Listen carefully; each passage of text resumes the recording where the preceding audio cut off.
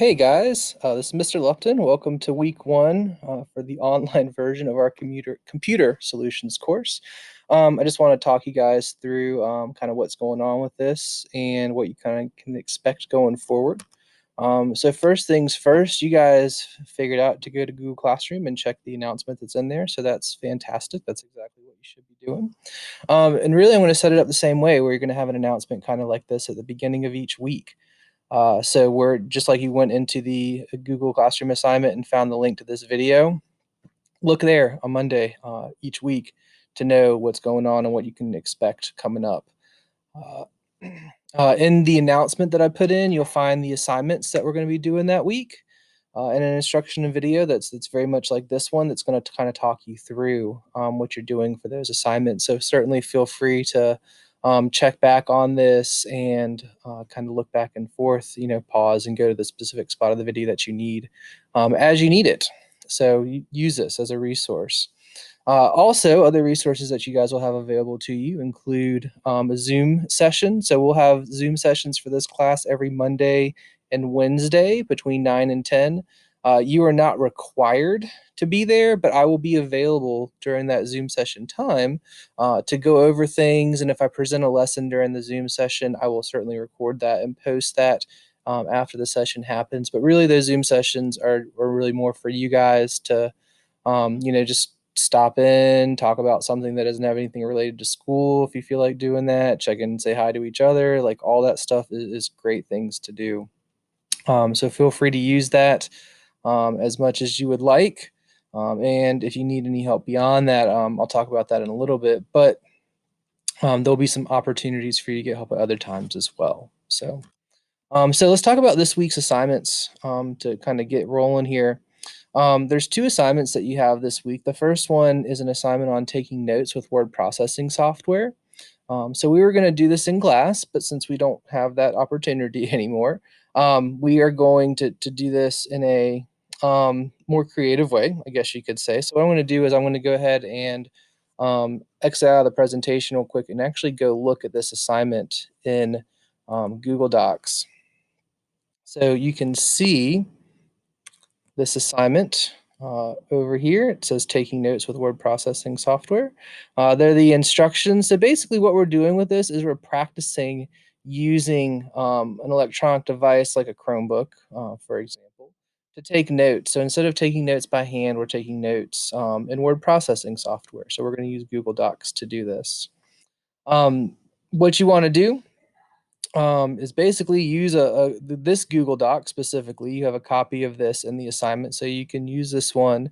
And you're going to use that to take notes on a presentation of some type. So it doesn't have to truly be a presentation in the classic sense of the word. It just has to be somebody presenting some kind of information. And that can be, like watching a TED Talk, listening to one of your siblings or one of your parents talking about something that they know about, or it could just be watching a television show and taking notes on what you learned from the television show. So all of those things are fine. You really have a lot of flexibility in what you take notes on. I've given you guys three possibilities of things that you could take notes on here. The first is a TED Talk on the power of introverts.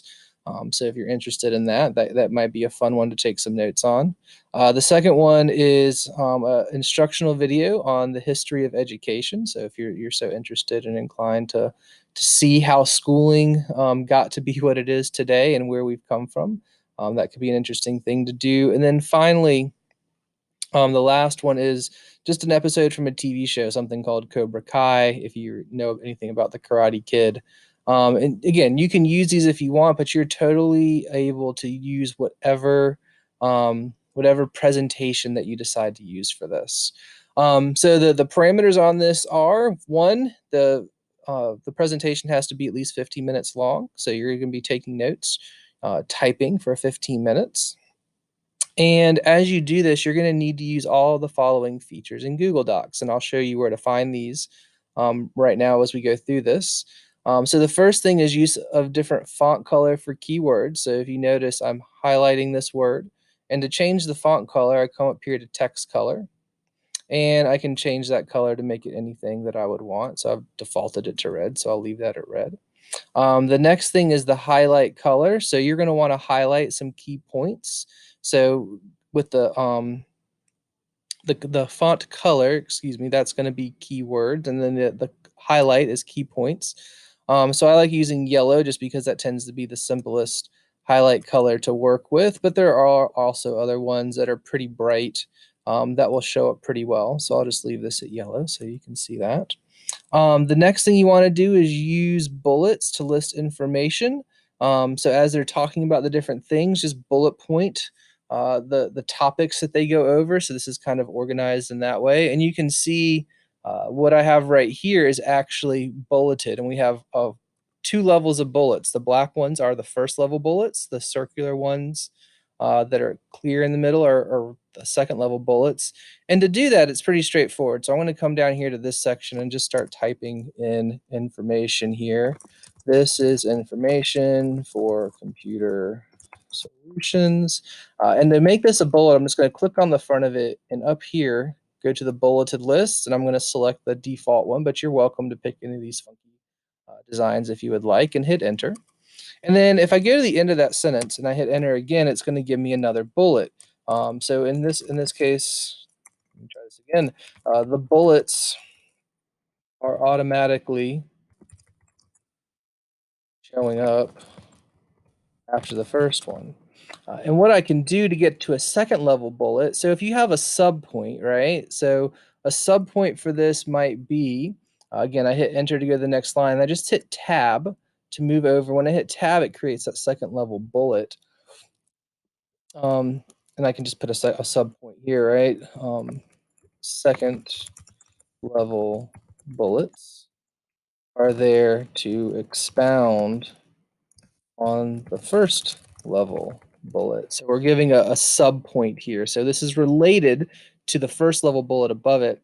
It's not a new idea. So each individual bullet's going to be a new idea. And then if there's a second level, and you should have some second levels, it's kind of like a sub bullet underneath that.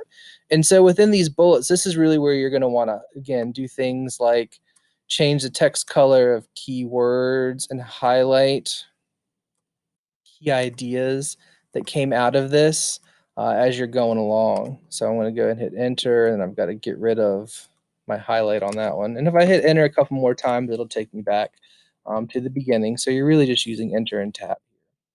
All right, the next piece is about a numbered list. So this is very similar to the bullets with the numbered list. This time I'm just going to use my numbered list here, and this is going to show order. So with the bullet points, there's not really an intended order. It just means they're separate ideas. With a numbered list, you're really showing what things come first and second. So for example, it might say first assignment is taking notes with Word processing software. And then I hit enter, and it's going to give me number 2, and I can just tell it second assignment is going to be your online learning journal, which I'll talk about more in a minute. So those are really the features that you want to use in Google Docs to get to all these different things. And then lastly, well, last two, I should say, the second level bullets, which we talked about. So make sure that you're using those. Notice when I do a second level bullet for the numbered ones, it goes to letters. So it starts with numbers and goes to letters. Although, again, you can pick different approaches to that depending on how you want it to look. And you can pick any of those, it's fine.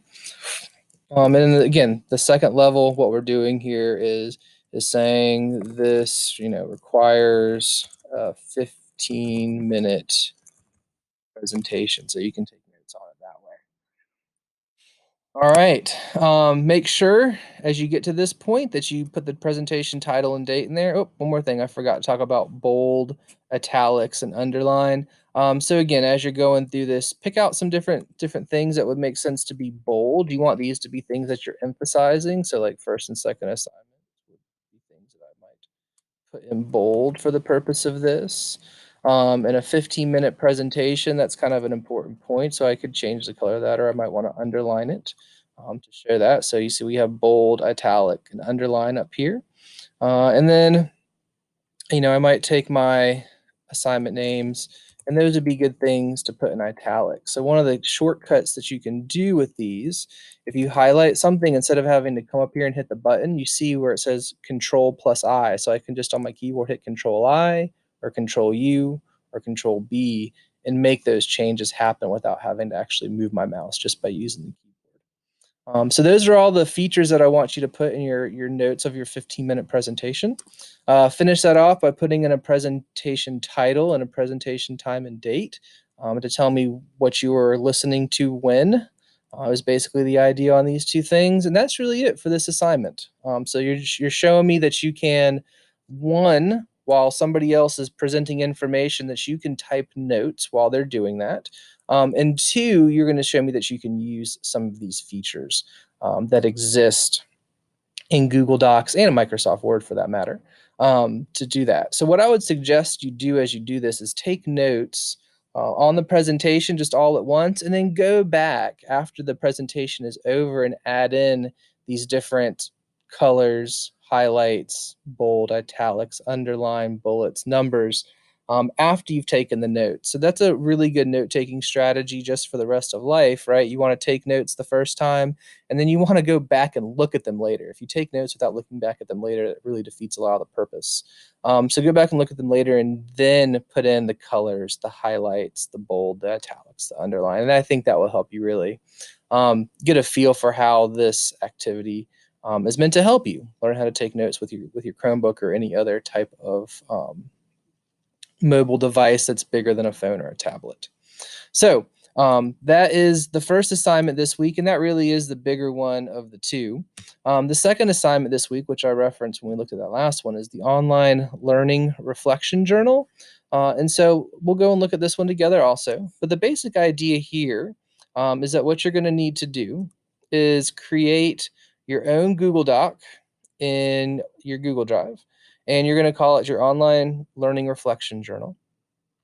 And in that online reflection journal, I just want you to write, a little bit. I'm not talking about like multi pages or anything like that. If you'd like to, you can, but just write a little bit about thinking about your learning from the week. In education, we call this metacognition, and it's really a big word that just means thinking about your thinking. And the reason why it's important is because we have a lot of evidence that suggests that when you think about what you did over the course of the day or a week, it actually helps you learn the things in a more meaningful way. So even though it doesn't feel like you're doing anything extra beyond having to write something, that process of thinking about what you learned really drives in the ideas. So I want you guys to, you're doing this for my class, but you can talk about any and all of your other classes as you do this. So if you did something really interesting in English or math or science or whatever other course this week, talk about that in your online reflection journal. Really, really dig into what you thought was interesting about it, why you thought it was valuable or important, what was something new that just kind of struck you as really significant, and put that in there. So you have the directions here. Please feel free to reach out to me via Remind or via email if you need to. I talked to you guys on my last video about signing up for Remind, and that's also in the announcement. So if you haven't done that, please do so. Yeah, and the last thing you'll have to do with this is just share your online reflection journal with me. So I do need you to share that. And if you don't do that this week, it's okay. When I look at it next week, if you haven't done that, I will get in touch with you to make sure you share that with me. But if you do it on the front end, I don't have to get in touch with you, and we can just keep on rolling along. So those are your two assignments for this week. I'm gonna go back to my presentation now and just kind of wrap up. Um, so as you're doing these things and your work for your other classes as well, I want to try to encourage you a little bit to let you know this is something that is a difficult thing that we're trying to do here, right? And the best analogy I could come up with is the idea of trying to build an airplane while it is flying. And I didn't make up this analogy; it's one that has been used many times before. But the analogy basically says that we're doing something in a way that it's not really intended to be done. Like if we wanted to do an online learning course well, we would have really worked with you guys beforehand to train you up in how to do this. And we just didn't have time to do it with the nature of what the coronavirus has done. It's really captured us in a way that nobody was expecting. Maybe we should have been expecting it. I don't know. It's really hard to say.